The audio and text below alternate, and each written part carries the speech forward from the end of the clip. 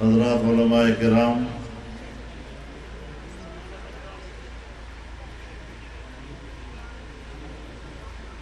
مختلف سیاسی جماعتوں اور تنظیموں کے عمائدین، بزرگان ملت، میرے دوستوں اور بھائیوں، سب سے پہلے میں جمعیت علماء اسلام ضلع ایبٹ آباد کا تہہ دل سے ممنون ہوں کہ انہوں نے ناموس رسالت کے مقدس عنوان سے اس عظیم کانفرنس کے انعقاد کا اہتمام کیا، اور میں دل کی گہرائی سے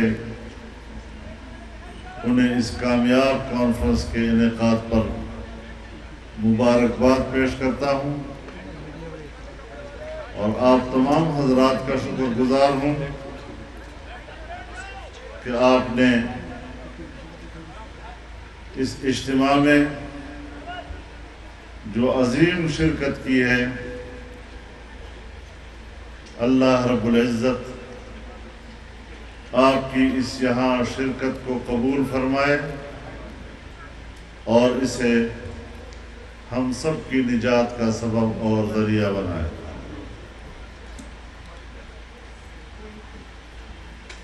میرے محترم دوستوں،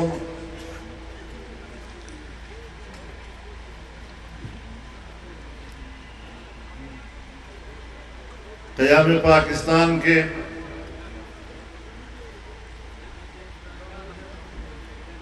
پون صدی گزر چکی ہے۔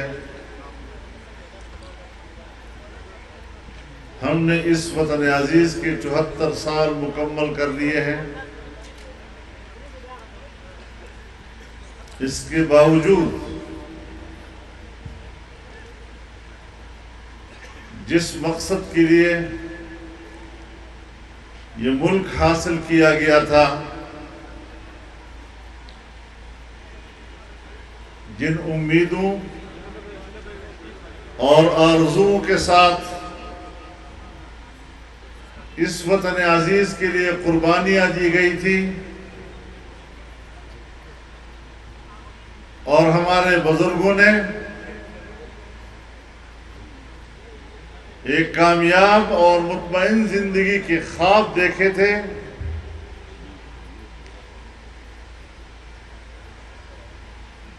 آج پون صدی گزرنے کے بعد بھی وہ خواب تشنہ تعبیر ہیں، اور قوم مضطرب ہے۔ جہاں قومیں ترقی کرتی ہیں، جہاں قومیں آگے بڑھتی ہیں، وہاں ہم پسپائی اختیار کر رہے ہیں، جسے ترقی معکوس کہتے ہیں۔ وہ جانے کی بجائے ہم نیچے کی طرف لڑک رہے ہیں۔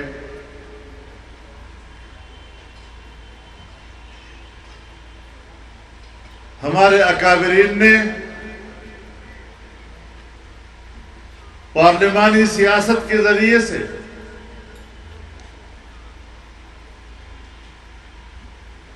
آئین کو تشکیل دینے میں جو کامیابیاں حاصل کی تھی،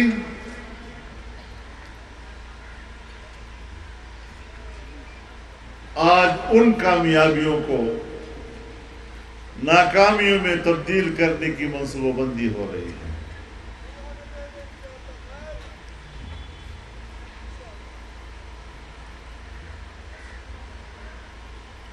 ہم نے یہ ملک اگر بنایا تھا تو 3 قسم کے تصورات موجود تھے. لا الہ الا اللہ کا نعرہ لگا کر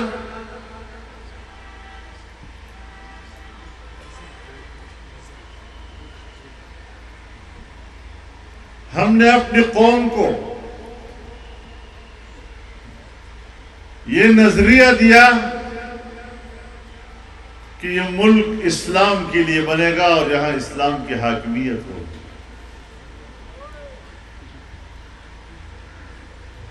انگریز سے آزادی حاصل کرنے کا مقصد یہی تھا کہ اب ہم غلام نہیں رہیں گے اور یہاں پر جمہوریت ہوگی اور ہم جمہوری آزادیوں کے ماحول میں اپنے فیصلے خود کریں گے. ہندو سے الگ ہونے کا فلسفہ یہ بتایا گیا کہ ہماری معیشت آزاد ہوگی اور ہم اپنے ملک کی وسائل کے خود مالک ہوں گے. لیکن جن کی امیدیں اسلام سے وابستہ تھیں ان کی امیدیں بھی مایوسی میں تبدیل ہوئی. جنہوں نے اس وطن عزیز کی آزادی کے لیے قربانیاں دی اور ملک میں ایک جمہوری نظام برپا کرنے کی آرزو رکھی، اس ملک پر زیادہ تر حکومت ڈکٹیٹروں نے کی ہے اور جمہوریت آج بھی یرغمال ہے، آج بھی یرغمال.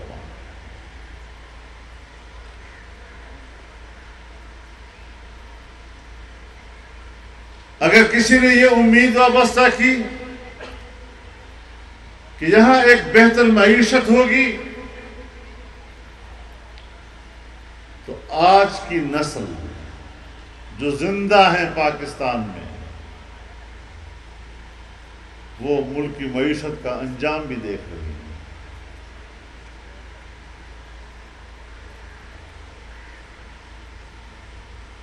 بھوک اور پیاس کے علاوہ آج عام آدمی کچھ نہیں دیکھ رہا.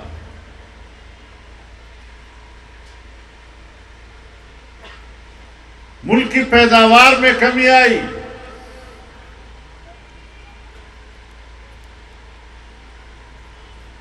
پچھلی حکومت کے آخری سال میں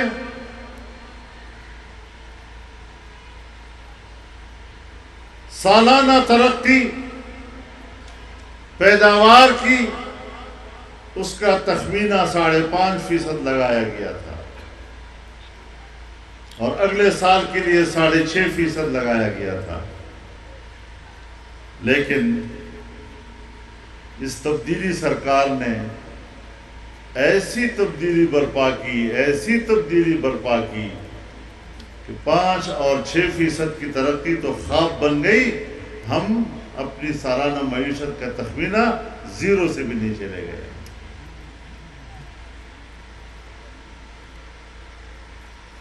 پھر کہتے ہیں ہمارے حکومت میں زر مبادلہ کے ذخائر بڑھ گئے ہیں، ہمارا کمال ہے. لیکن قوم کو یہ کیوں نہیں بتاتے کہ تمہارے زر مبادلہ کے ذخائر میں جو پیسہ پڑا ہوا ہے وہ 100% قرضوں کا، 1% بھی تمہارے اپنی معیشت کی پیداوار کا نتیجہ نہیں ہے. کیا تم کو دھوکے دینا چاہتے ہو؟ تو میرے محترم دوستو، آج ہم اس ملک میں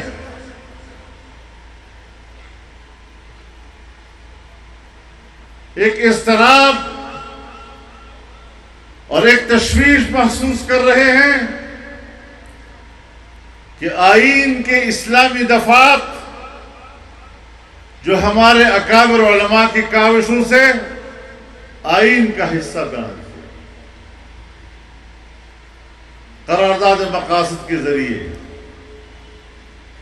حاکمیت اعلیٰ اور حاکمیت مطلقہ اللہ رب العالمین کی ہوگی۔ اسلام پاکستان کا مملکتی مذہب ہوگا،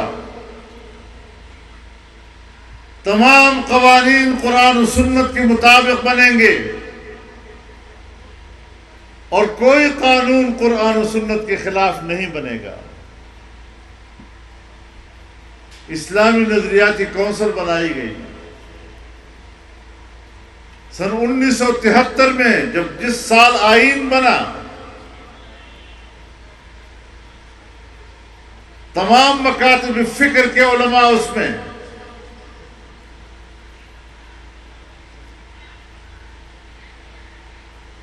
ملک کے آئینی اور قانونی ماہرین اس کے اراکین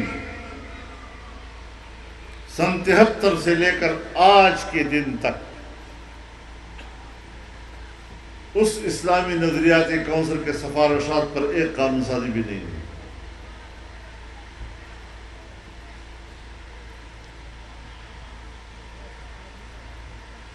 ناموسی رسالت کی توہین کے مرتکب لوگوں کو باعزت بری کیا گیا۔ جن عدالتوں نے سال ہا سال اس کی تحقیق میں لگائے، اس کی سماعت میں لگائے، اور ایک نتیجے پر پہنچ کر انہوں نے فیصلہ دیا، ہماری سپریم کورٹ نے ان تمام فیصلوں کو 1 گھنٹے کی سماعت کے اندر ختم کر دیا۔ ہم اس کا کیا معنی لیں آخر؟ اور پھر توہین رسالت کی مرتکب خاتون کو ہمارے ملک کا جعلی وزیر اعظم کہتا ہے، خود کہتا ہے کہ ہم نے بڑے عزت و اکرام کے ساتھ اس کو ملک سے باہر بھیجا۔ جناب والا، اگر وہ مجرم نہیں، اگر وہ بری ہو گئی ہیں، اس کو تحفظ دینا ریاست پاکستان کی ذمہ داری ہے، پھر تم اس کو تحفظ کیوں نہیں دے سکتے؟ تم ان کو بیرون ملک بھیج کر پروٹوکول کس بنیاد پر دے رہے ہو؟ اور جو بھی اسلام دشمن پاکستان میں اٹھتا ہے، چاہے ختم نبوت کا دشمن ہو، چاہے ناموس رسالت کا دشمن ہو، آج یورپ میں اس کو پروٹوکول ملتا ہے، اس کو عزت ملتی ہے۔ اس لیے ہم یورپ سے کہنا چاہتے ہیں کہ آپ کا جو موقف ہے کہ ہم تو صرف دہشت گردی کے مخالف ہیں، تمہارا عمل بتا رہا ہے کہ تمہاری دشمنی وہ دہشت گردوں سے نہیں، آپ کی دشمنی اسلام اور مسلمانوں سے ہے۔ تم نے جناب رسول اللہ صلی اللہ علیہ وسلم کے خاکے بنائے، توہین آمیز خاکے بنائے، تم نے امت مسلمہ کے جذبات کو مجروح کیا،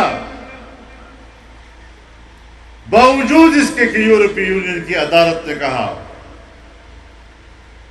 کہ توہین رسالت یہ آزادی رائے کے زمرے میں نہیں آتا۔ ایک خاتون کو اس بات پر سزا بھی وہاں دی گئی، لیکن جن عناصر کو وہاں کے حکمرانوں کی اور وہاں کی اسٹیبلشمنٹ کی پشتپناہی حاصل رہی، انہوں نے نہ عدالتوں کی پرواہ کی، نہ وہاں کے قوانین کی پرواہ کی۔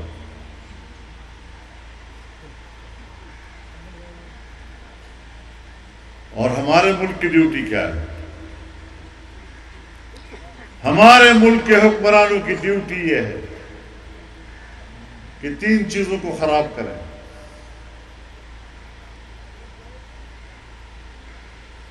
اسلام کو خراب کریں، لیکن راستہ کون سا ہے؟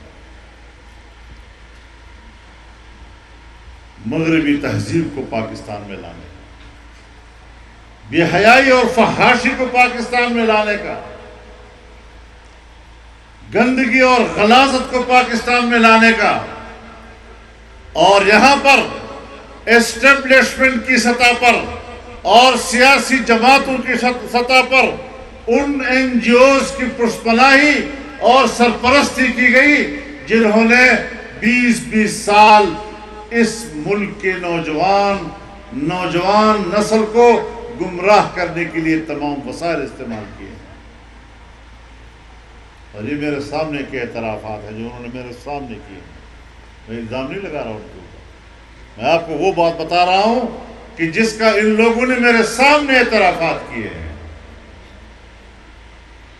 مجھے ایک ذمہ دار وفد نے اعتراف کرتے ہوئے بتایا کہ آپ کہتے ہیں کہ عمران خان یہودی ایجنٹ ہے، اور آپ کہتے ہیں کہ جنگ تہذیبوں کی ہے اور یہ مغربی تہذیب کا نمائندہ ہے. اور ہم نے 2-3 سالوں سے آپ کی تقریروں کو نوٹ کیا ہے، آپ نے دونوں باتیں صحیح کی ہیں.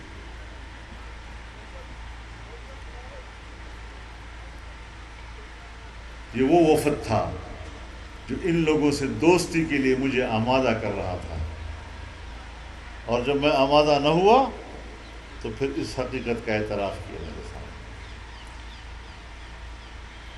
اور پھر کہا کہ چونکہ پشتون بیلٹ میں مذہب کی جڑیں گہری ہیں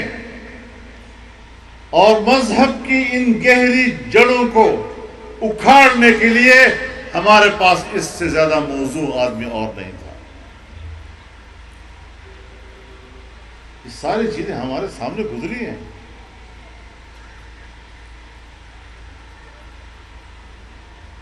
بیرونی قوتوں کا دباؤ،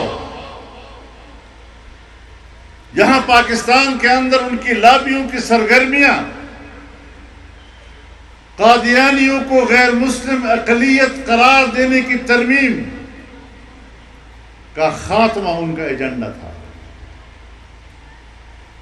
اور میری بات پہ اعتبار کرو،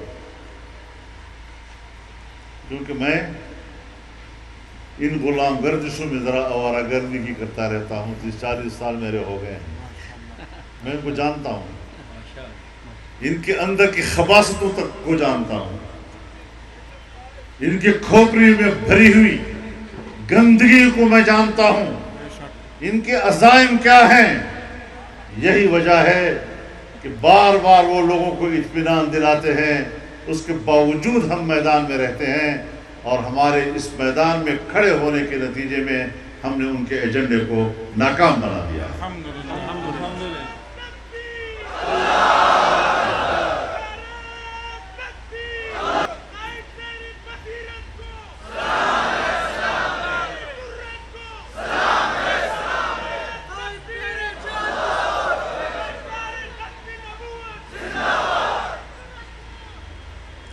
میرے محترم دوستو،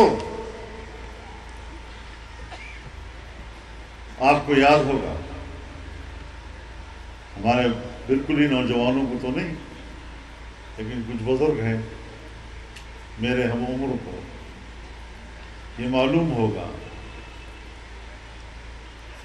کہ جب سوویت یونین ٹوٹ چکا، 9/11 کا واقعہ ہوا، تو میں نے اس وقت بھی عرض کیا تھا، پوری قوم کے سامنے عرض کیا تھا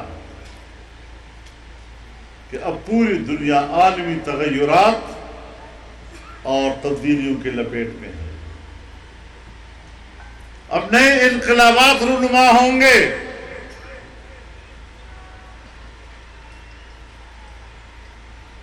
اور پھر اس کی پاداش میں سب سے پہلا قدم جو انہوں نے اٹھایا وہ افغانستان پر حملے کا تھا.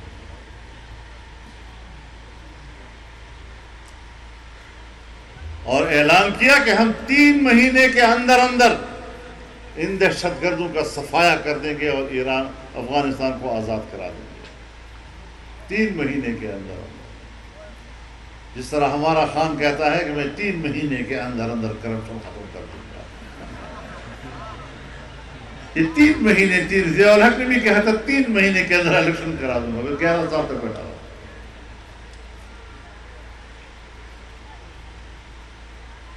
آج کہاں گئے تمہارے وہ 3 مہینے؟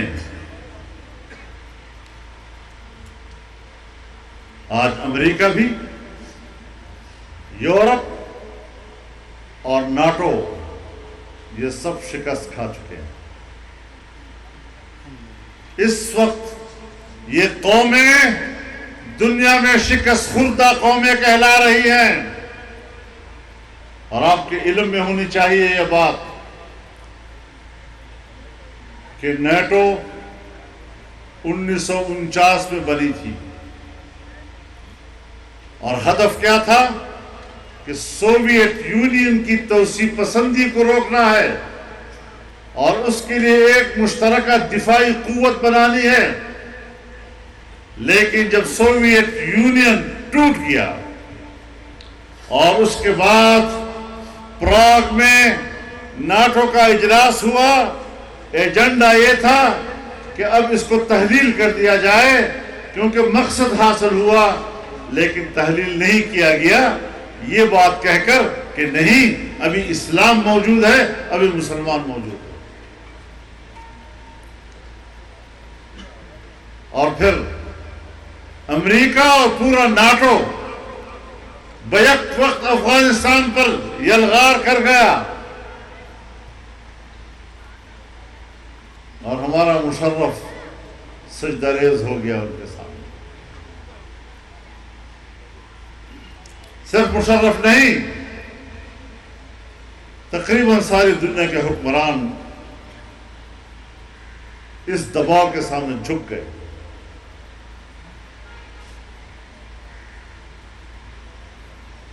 20 سال جنگ لڑی گئی، اس دوران عراق کو کھنڈرات بنایا گیا،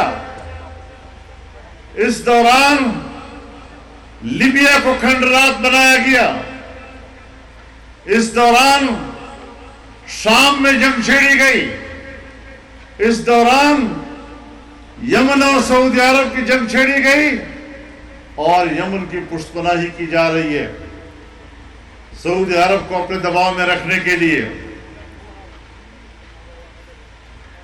لیکن افغانستان میں شکست کے بعد کم از کم ایک بات آج آپ اور ہم اس اجتماع میں اتفاق رائے سے کہہ دیں کہ آج کے بعد امریکہ کا سپر طاقت کا ٹائٹل ختم ہو چکا ہے۔ بالکل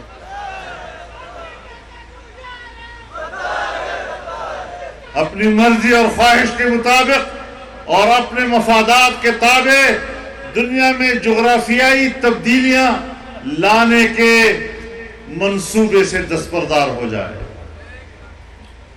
اب اس کو مزید دنیا پر حکومت کرنے کا حق حاصل نہیں ہے۔ اور صرف یہی نہیں،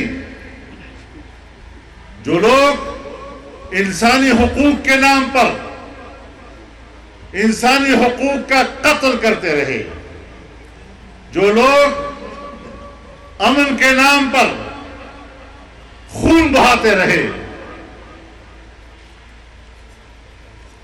قوموں کی قومیں اور ان کی نسلوں کو نیست و نابود کرتے رہے، آج ان کو اعتراف کرنا چاہیے کہ وہ جنگی جرائم کے مرتکب ہیں۔ ان کو اعتراف کر لینا چاہیے۔ کہاں ہے عالمی عدالت انصاف جو کسی طاقتور سے یہ پوچھ سکے کہ آپ نے انسانیت کیوں کیا؟ حادثے ہو جاتے ہیں دنیا میں، لیکن ایک حادثے کے نتیجے میں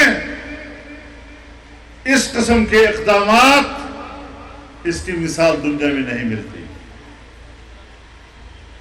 آج کہتے ہیں طالبان مذاکرات کریں، آج کہتے ہیں وسیع البنیاد حکومت بنائیں، آج کہتے ہیں سب کو شریک کریں حکومت میں۔ تو یہ تو آپ نہ کہیں، وہ تو وہ خود کہہ رہے ہیں۔ ہم تو یہ پوچھنا چاہتے ہیں کہ 9/11 کے بعد جب خود طالبان آپ سے کہہ رہے تھے کہ آؤ بات کریں، اگر آپ کا ہم پر الزام ہے ذرا گفتگو کر لیں آپس میں، اس وقت تو آپ نے کہا آپ سے گفتگو نہیں کی جا سکتی، تم اس قابل نہیں ہو کہ تم سے کوئی بات کرے۔ کل آپ کا وہ غرور، اور ابھی 2 سال سے آپ انہی طالبان سے دوحہ میں مذاکرات کرتے کرتے ان سے اپنی زندگیوں کی بھیک مانگ رہے ہو، افغانستان سے باعزت نکلنے کی آپ بھیک مانگ رہے ہیں ان سے۔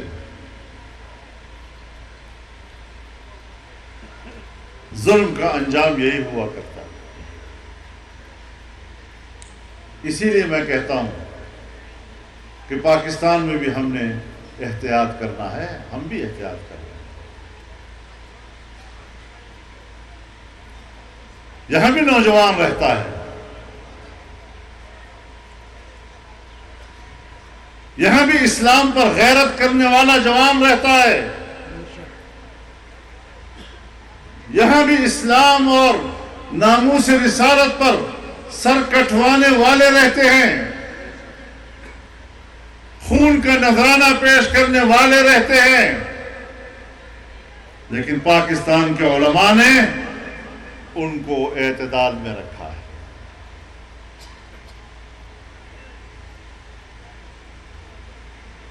لہذا اگر یہی حکمران رہے اور یہی سلسلہ رہا، اسلام کے ساتھ، آئین کی اسلامی دفعات کے ساتھ گھریلو تشدد کے نام پر قرآن و سنت کے منافی قانون سازی کے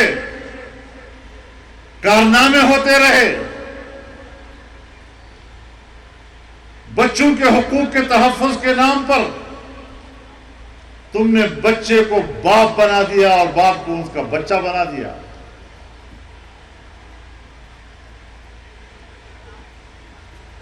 وہ باپ جو گھر کا سربراہ ہوتا ہے،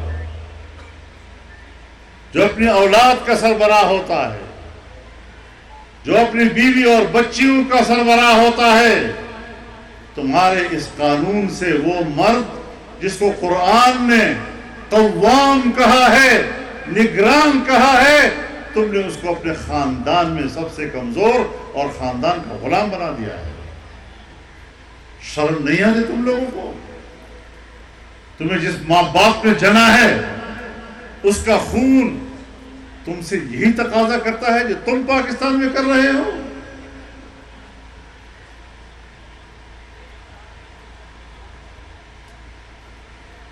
انگریز نے بھی 1860 میں جب ہندوستان پر ان کا قبضہ تھا، لیکن ہندوستان میں انہوں نے قانون دیا کہ مسلمان اپنی شخصی زندگی میں اپنے مذہب کے مطابق عمل کر سکتے ہیں۔ نماز ہے، روزہ ہے، زکوٰۃ ہے، نکاح ہے، طلاق ہے، میراث ہے، یہ ساری چیزیں مسلمان اپنے مذہب کے مطابق کر سکتے ہیں۔ لیکن پاکستان بننے کے بعد یہاں کی اسٹیبلشمنٹ نے، یہاں کے آمروں نے ایوب خان کے زمانے سے لے کر اب تک ایسی قانون سازیاں کی ہیں کہ اب وہ کہتے ہیں کہ تم اپنی شخصی زندگی میں بھی قرآن و سنت کے تابع نہیں ہو، ہم جو قانون پاس کریں گے چاہے وہ قرآن و سنت کے خلاف ہو، تم نے اس کے تابع رہنا ہے اور اس کی پیروی کرنی ہے اور اس پر عمل درآمد کرنا ہے۔ اس لیے پاکستان بنا تھا۔ آج ہمیں انگریز تانے دے گا کہ ہم نے جو حق دیا تھا اسلام کے نام پر بنے ہوئے پاکستان میں، پاکستان کے حکمرانوں نے تم سے وہ حق چھین لیا ہے، اور سب حقوق کے نام پر۔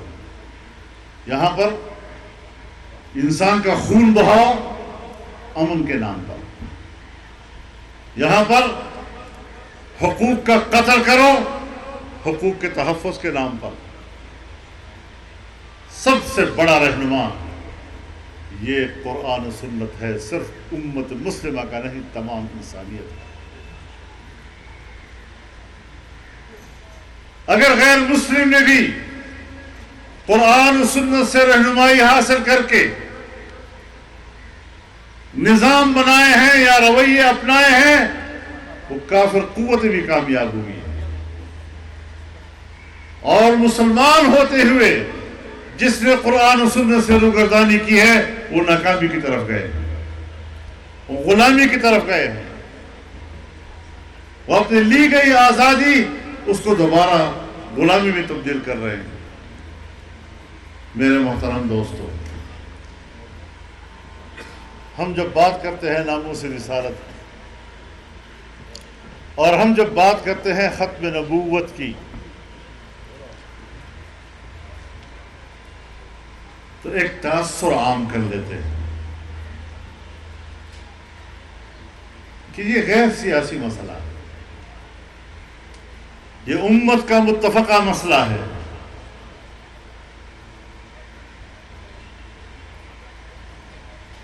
کوئی شک نہیں کہ یہ متفقہ مسئلہ ہے، لیکن یہ کہنا کہ اس کا سیاست سے کوئی تعلق نہیں، جناب رسول اللہ صلی اللہ علیہ وسلم نے ختم نبوت کو سیاست کے ذیل میں بیان فرمایا۔ رسول اللہ صلی اللہ علیہ وسلم نے فرمایا، کانت بنو اسرائیل تسوسهم الانبیاء کلما ہلک نبی خلفه آخر ولا نبی بعدی وسیکون بعد خلفاء فیکفرون۔ بنی اسرائیل کی سیاست انبیاء کیا کرتے تھے، یعنی بنی اسرائیل کی ملی، قومی اور اجتماعی امور کا انتظام و انصرام انبیاء کیا کرتے تھے، اور ایک پیغمبر جاتا تھا، دوسرا پیغمبر ان کی جگہ لیتا تھا، اور اب میرے بعد کوئی نبی نہیں آئے گا، اب آخری نظام میرے ہاتھ میں ہے، میرے نمائندے آئیں گے، میرے خلفاء آئیں گے، بڑی تعداد میں آئیں گے، لیکن اب نبی نہیں آئے گا۔ جب ہم ختم نبوت کا ذکر کرتے ہیں اور پاکستان میں ختم نبوت کے حوالے سے اپنی کامیابی کا تذکرہ کرتے ہیں، تو ساتھ میں کہتے ہیں ہمارے پارلیمنٹ میں غیر مسلم اقلیت قرار دیا گیا ہے۔ پارلیمنٹ کا ذکر کرتے ہو یا نہیں؟ اپنے اکابر کو اس کا کریڈٹ دیتے ہو یا نہیں؟ اور میں ایک بات بتا دوں، ایک غلطی کا ازالہ کرتا ہوں، ختم نبوت کے حوالے سے پارلیمنٹ میں جو بھی کردار ادا کیا وہ مشترکہ حکمت عملی سے کیا گیا۔ جو مذہبی جماعتیں، اور اگر جن کو ہم مذہبی نہیں کہتے، مسلمان تو ہوتے ہیں اور اپوزیشن میں تھے، سب نے مل کر یکسوئی اور یکجہتی کا مظاہرہ کیا اور ڈیوٹیاں تقسیم کی۔ علامہ شاہ احمد درانی کو قرارداد پیش کرنے کا کام حوالے کیا گیا۔ حضرت مفتی صاحب رحمہ اللہ نے علمی مباحثے کا کام اپنے سر لے لیا اور چیک کر دیا ان کو علمی مباحثے۔ مولانا غلام روز ہزاروی رحمہ اللہ یا مولانا عبدالحکیم ہزاروی رحمہ اللہ، اگرچہ اس وقت وہ جمعیت سے وابستہ نہیں رہے تھے، لیکن انہوں نے بھی اپنے طور پر اپنا محضر نامہ پیش کیا۔ یہ نہیں کہ وہ اس تحریک کا حصہ نہیں تھے، پارلیمنٹ میں وہ بھی اس تحریک کا حصہ تھے۔ جس نظم کا مظاہرہ کیا گیا، جس باہمی یکجہتی کا مظاہرہ کیا گیا، اگر باہر تحریک کی قیادت مولانا یوسف بن نوری رحمہ اللہ کر رہے تھے، تو اندر حضرت مفتی صاحب اور یہ لوگ اس کا کیس اور مقدمہ لڑ رہے تھے۔ یہ امت مسلمہ نے لڑی ہے یہ جنگ، ان کے علماء نے مل کر لڑی ہے یہ جنگ، اس میں مت پڑیے۔ اگر حضرت سید عطا اللہ شاہ بخاری رحمۃ اللہ علیہ ایک مدعی ختم نبوت کے خلاف میدان کارزار میں اترتے ہیں اور سن 53 میں تحریک چلتی ہے اور اس تحریک کی قیادت وہ حضرت ابو الحسنات صاحب کو دیتے ہیں، تو اس کا معنی یہ ہے کہ امت مسلمہ کی یکجہتی کا مظاہرہ، ان کو تقسیم کرنا اور صرف یہ کہنا صرف میں نے کیا ہے، صرف میرے اکابر نے کیا ہے، یہ شاید آنے والی نسلوں کو صحیح درس نہ دے۔ اور میں کچھ دیکھ رہا ہوں بہت سے اکابر کو بھی میڈیا پر اس مخمصے میں کہیں مبتلا ہو گئے ہیں۔ اس مخمصے میں مبتلا ہونے کی ضرورت نہیں ہے، ان سب نے کردار ادا کیا، پروفیسر غفور احمد نے کردار ادا کیا، ایک پیج پر تھے سارے، کام کی تقسیم تھی، یہی ہوتا ہے تنظیم میں۔ تو اس اعتبار سے یہ چیزیں سیاست سے لا تعلق کر دینا، اس کا معنی ہے کہ ہمیں سیاست کا معنی ہی نہیں آتا۔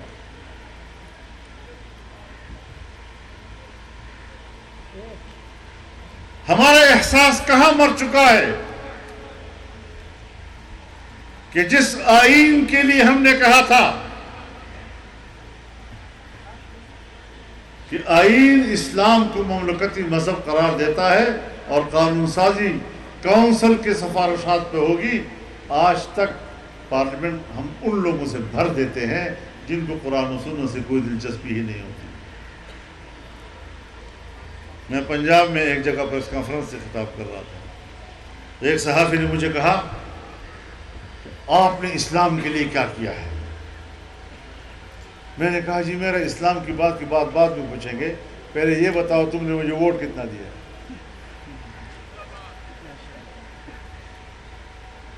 جب جمہوریت کی بات کرتے ہیں، پارلیمنٹ کی بات کرتے ہیں، تو پھر وہی ہماری طاقت ہے۔ وہ طاقت آپ نے ہمیں کب دی ہے؟ اور ایبٹ آباد والوں، تم بھی اس معاملے میں باقی ہزارے سے پیچھے ہو، ہمت کرو ذرا۔ جو جب سے ہم کرتے ہیں اور جس یکجہتی کا ہم اظہار کرتے ہیں، اگر اس کا میدان ہماری نظر میں پہاڑ نہیں، اس کا ذریعہ وسیلہ بندوق نہیں، اور اس کا میدان پارلیمنٹ ہے، تو پھر پارلیمنٹ میں آپ نے اس جماعت اور اس نظریے کو لے جانا ہوگا جو آپ کے اس کاز اور اس عقیدے کی نمائندگی کر سکتا ہے،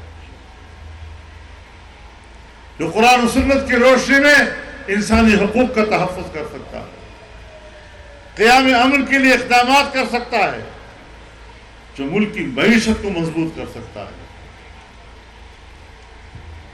آپ نے تو معاف فرمائیے بیل سے یہ توقع کی ہے کہ وہ دودھ دے دے۔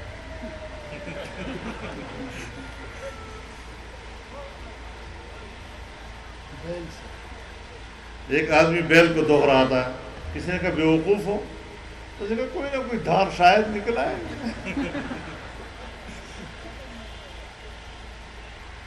ہم وہ قوم بن چکے ہیں، اور ہمیں دنیا کا میڈیا ایسا گمراہ کر دیتا ہے کہ وہ بالکل جنت سامنے لے آتا ہے کہ یہ آئے گا تو سیدھا جنت آپ کے سامنے۔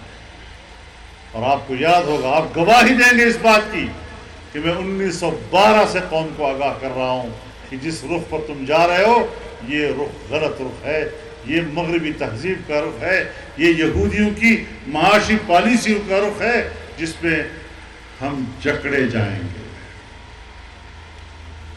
میں آج بھی کہتا ہوں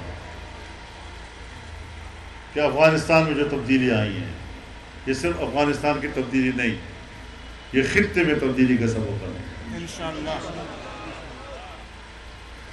اور میں بے باکی کے ساتھ اللہ کی قوت پر بھروسہ رکھتے ہوئے یہ واضح کر دینا چاہتا ہوں کہ اگر آئندہ بھی اس طرح کی حکومتیں ہم پر مسلط کی گئی تو پھر ہم اپنے آنے والی نسل اور نوجوان کے کوئی ذمہ داری لینے کو تیار نہیں۔ نعرہ تکبیر! نعرہ تکبیر!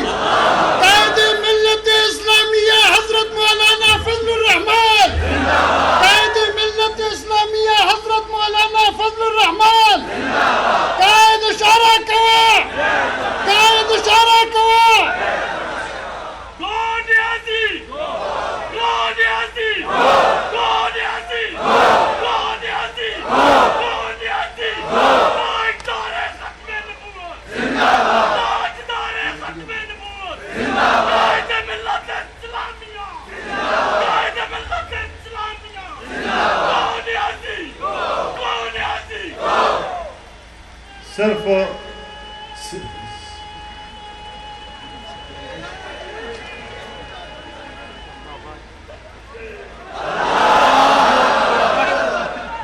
تس په گو گزاره نه کیږي بیا دې هم نه پرېږدم بیا به هم نه راځې او که دغه خلکو راوستې بیا زما دا ګوته هم یاده لره بیا به دا نه وایه چې اشاره کوه او بیا یې تماشه کوه بیا به برید وي او تماشه به وي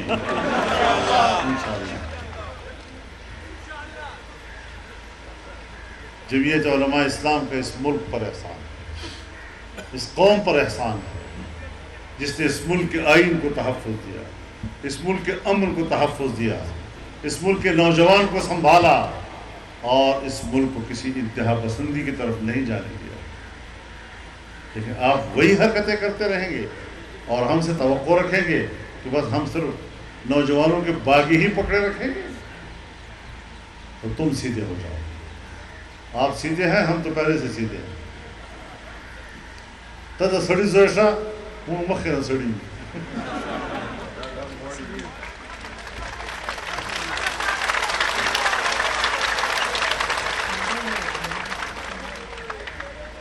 میں تو دنیا سے بھی کہنا چاہتا ہوں کہ اگر طالبان نے فراخ دلی کا مظاہرہ کیا، 20 سال جنگ لڑنے کے باوجود افغانستان میں انہوں نے عام معافی کا اعلان کیا، باوجود اس کے انہوں نے ایک وسیع البنیاد حکومت بنانے کے نظریہ پیش کیا، ایک گنجائش پیش کی ہے، اس کا خیر مقدم ہونا چاہیے۔ افغانستان ایشیا کا دروازہ ہے،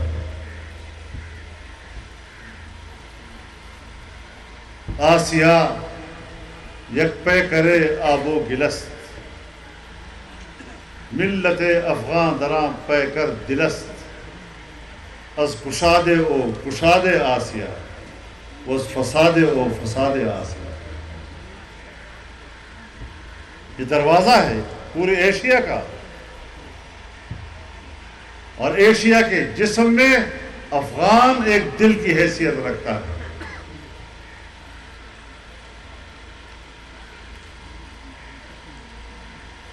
اگر یہ دل پر امن ہے تو پورے ایشیا میں امن ہے، اگر یہ جنگ پہ اتر آتا ہے تو پورے ایشیا میں بدامنی آ سکتی ہے۔ اس لحاظ سے میں چائنا کو بھی کہنا چاہتا ہوں، میں روس کو بھی کہنا چاہتا ہوں، میں پڑوسی ممالک کو بھی کہنا چاہتا ہوں کہ وہ مثبت رویہ اختیار کریں۔ پتہ نہیں کس کی تابع داری میں پاکستان نے کہہ دیا کہ ویٹ اینڈ سی، پتہ نہیں کیا لفظ کہا ہے انہوں نے، یہ ہے وہ پھس پھسا قسم کا موقف۔ آپ اپنی مجلسوں میں شاید اس کے لیے کوئی اور لفظ استعمال کریں، ہمیں اس طرح کے موقف نہیں چاہیے، یہ کمزور موقف ہے۔ افغانستان کا استحکام یہ پاکستان کے استحکام ہے، اس کا امن ہماری ضرورت ہے۔ پاکستان سب سے پہلے پاکستان افغانستان کی اس حکومت کو تسلیم کرے، پھر ہم دوسروں سے کہنے کے مستحق بن جاتے ہیں۔ لیکن پھر بھی عالمی قوتوں کا مثبت اشارات ہیں، روس کی بھی اشارات مثبت ہیں، چین کی بھی اشارات مثبت ہیں، اور انشاءاللہ اس روش پر دنیا چلے گی تو افغانستان طاقتور بھی ہوگا، مستحکم بھی ہوگا، اس کی معیشت بھی بہتر ہوگی، اور اس سے پوری دنیا کی معیشت کے راستے بھی کھلیں گے۔ تو اس اعتبار سے میں آپ کی اس اجتماع کا شکر گزار ہوں۔ کچھ ضروری باتیں میں نے آپ سے عرض کر دی ہیں، جلسے آگے بھی ہوں گے، پی ڈی ایم کی بھی ہوں گے، اور ملک میں جو تحریک چل رہی ہے یہ تحریک رواں دواں ہوں گی تاکہ قوم کو اس کے ووٹ کا حق واپس دلایا جا سکے۔ انشاءاللہ العزیز ہم اس ملک کو سلامت دیکھنا چاہتے ہیں، روب ترقی دیکھنا چاہتے ہیں، خوشحال دیکھنا چاہتے ہیں، معاشی ترقی دیکھنا چاہتے ہیں، انسانی حقوق اور امن کا ماحول دیکھنا چاہتے ہیں۔ اللہ تعالی ہم سب کا حامی و ناصر ہو۔ وآخر دعوانا ان الحمد للہ رب العالمین۔ الحمد للہ رب العالمین والصلاة والسلام على خیر خلقه محمد وعلى آلہ وصحبہ اجمعین۔ اللهم إنا نسألك الخير كله عاجله وآجله ما علمنا منه وما لم نعلم، ونعوذ بك من الشر كله عاجله وآجله ما علمنا منه وما لم نعلم. اللهم وفقنا لما تحب وترضى، وأحسن عاقبتنا في الأمور كلها، وأجرنا من خزي الدنيا وعذاب الآخرة. ربنا تقبل منا إنك أنت السميع العليم، وتب علينا إنك أنت التواب الرحيم، برحمتك يا أرحم